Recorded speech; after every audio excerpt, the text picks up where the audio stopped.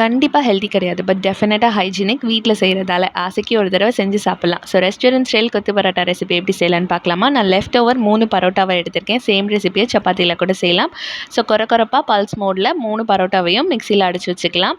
So that நெறைய போட்டு கொத்தணுங்கிற அவசியம் வராது. அதனால தான். அண்ட் இப்போ ஒரு கடாயில கொஞ்சமா எண்ணெய் விட்டுட்டு 1 வெங்காயம், 1 தக்காளி, 2 பச்சை மிளகா, கருவேப்பிலை இதெல்லாம் ஆட் பண்ணி சாட்டே பண்ணதுக்கப்புறம் 1/2 tablespoon of ginger garlic paste add பண்ணி பச்சை வாசனை போனதுக்கப்புறம் மஞ்சள் தூள், மிளகாய் தூள், கரம் மசாலா, உப்பு எல்லாமே உங்க காரத்துக்கு ஏத்த மாரி ஆட் பண்ணிட்டு, நல்லா மசாலாவோட ஸ்மெல் போனதுக்கப்புறம் 3 முட்டைய ஆட் பண்ணி நல்லா ஸ்க்ராம்பிள் பண்ணிக்கலாம். அதுக்கப்புறமா ஹீரோ ஆஃப் தி ரெசிபியை இறக்க போகிறோம். லெஃப்ட் ஓவர் எனி கிரேவி நீங்கள் ஆட் பண்ணலாம். நான் மட்டன் கிரேவி இருந்துச்சு அதை தான் ஆட் பண்ணுறேன்.